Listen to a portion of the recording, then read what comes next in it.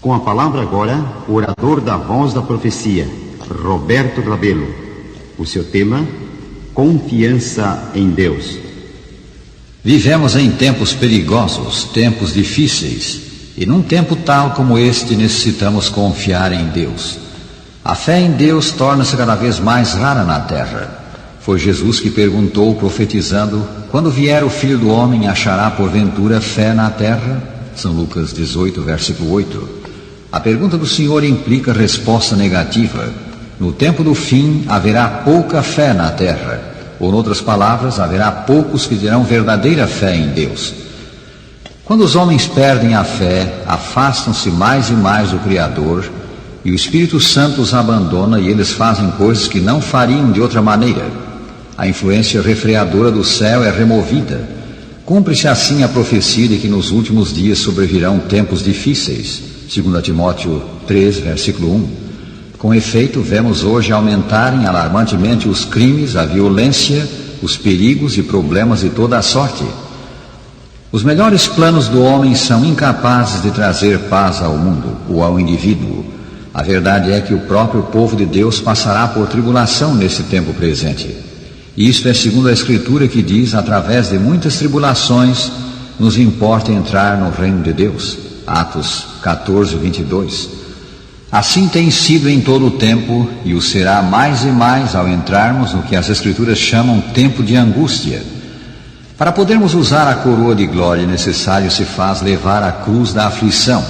Jesus disse: quem não toma a sua cruz e vem após mim, não é digno de mim. São Mateus 10, 38. Mas o Senhor também ensinou que a sua graça nos basta. É o nosso privilégio, pois, não importa quem sejamos, jovem ou velho, rico ou pobre, avançar dia a dia confiando em Cristo e ajudando outros. Todo temor desaparecerá ao lembrarmos que os sofrimentos do tempo presente não são para comparar com a glória por vir a ser revelada em nós. Romanos 8, 18.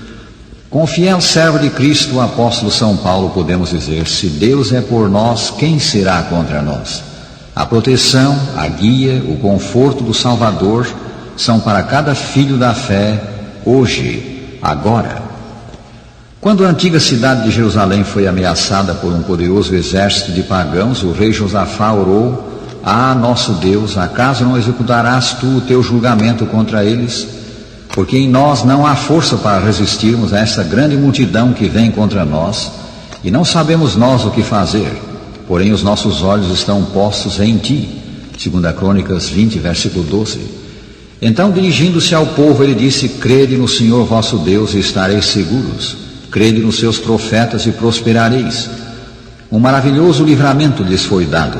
O inimigo foi derrotado sem perda alguma para os que buscaram a Deus. Na crise, o rei disse ao Senhor: os nossos olhos estão postos em ti. Assim deve ser hoje. Os nossos olhos não devem estar tanto no que acontece no mundo, e sim no Deus do céu. À semelhança daquele tempo, o nosso tempo é tempo de angústia, tempo que desafia a fé em Deus. Porque ele é tempo difícil, deve ser tempo de fé para os que servem a Deus. Para mim é tempo de temor e desespero. E foi isto mesmo que Jesus predisse: haverá sinais no sol, na lua e nas estrelas, sobre a terra, angústia entre as nações em perplexidade, por causa do bramido do mar e das ondas.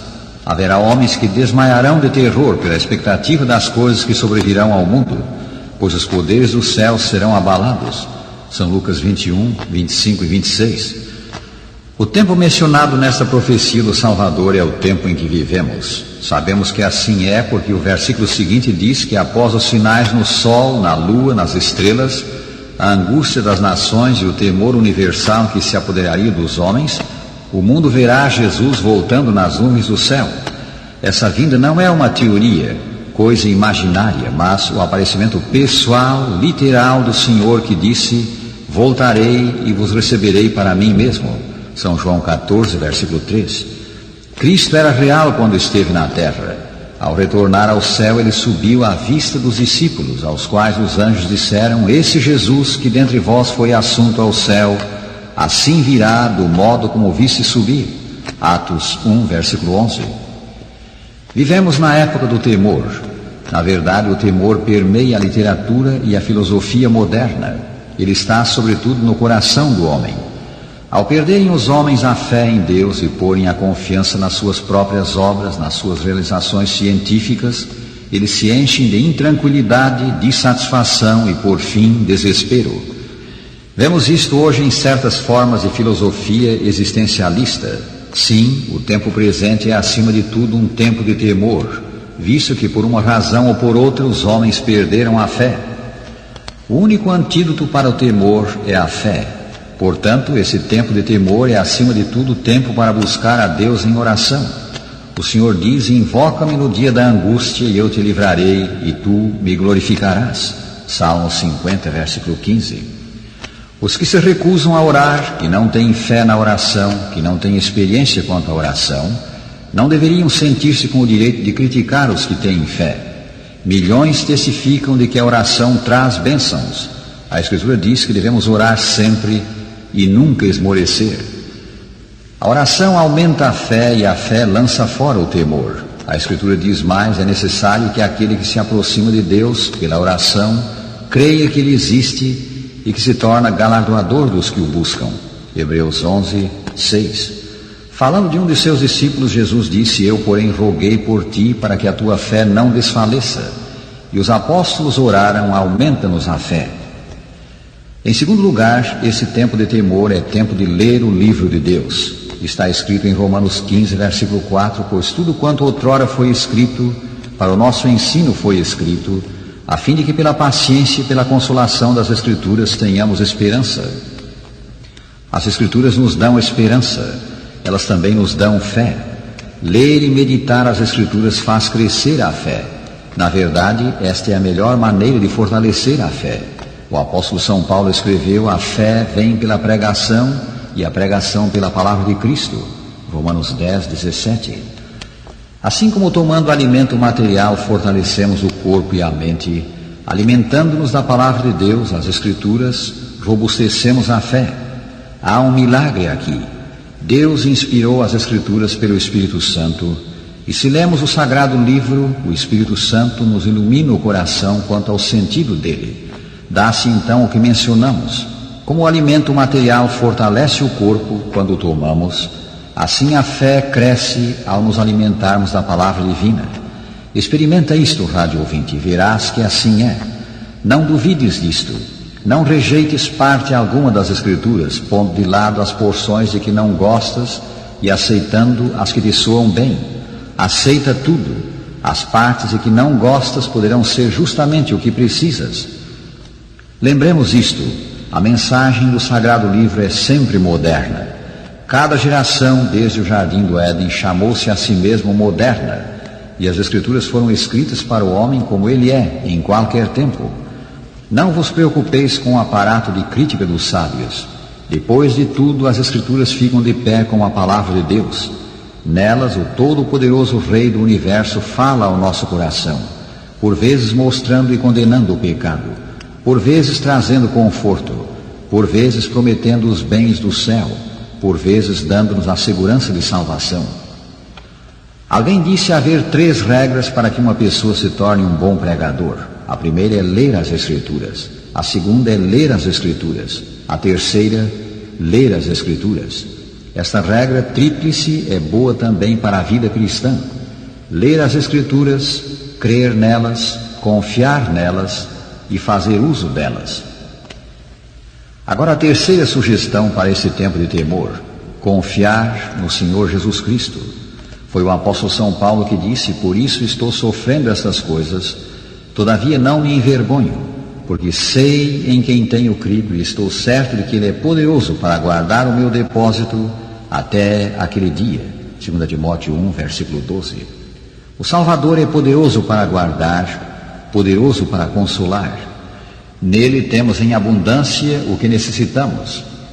Exames feitos conjuntamente por cientistas brasileiros e norte-americanos revelaram que a água do caudaloso Rio Negro, no estado do Amazonas, apresenta um grau de pureza maior que o da água potável de muitas cidades de países adiantados. Com efeito, um pouco acima de Manaus, a pureza da água do rio é quase igual à da água destilada. Os cientistas que fizeram a pesquisa a bordo da corveta Mearim, em 1963, bebiam dela sem hesitação. Isso é deveras notável, considerando o clima e a topografia da Amazônia. Cristo é a água viva. Ele é a grande e pura torrente da vida em meio ao paúl deste mundo. Ninguém necessita morrer por falta da água da vida.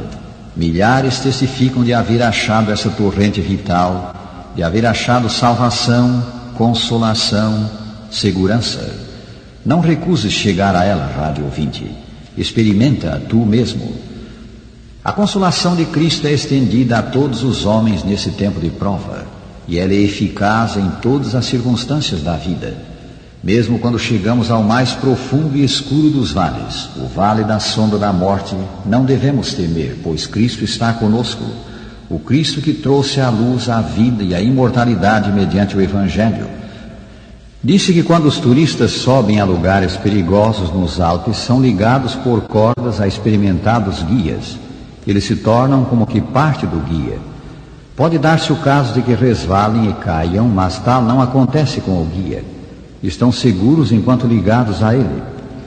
E assim é com o divino guia, ao galgarmos a escarpa da vida. Ele sustém os seus em toda hora de perigo e dúvida. Guia-os através da noite do temor. Jesus conhece o melhor caminho e jamais perdeu uma alma que confiasse nele. Quanto aos que nele creem, ele mesmo disse: eu lhes dou a vida eterna, jamais perecerão eternamente e ninguém os arrebatará da minha mão. São João 10:38. Sim, estamos seguros aqui nas mãos de Jesus, nosso fiel amigo. E um dia, se permanecermos nele, cumprir-se-á para conosco a promessa: não temais, ó pequenino rebanho, porque vosso Pai se agradou em dar-vos seu reino.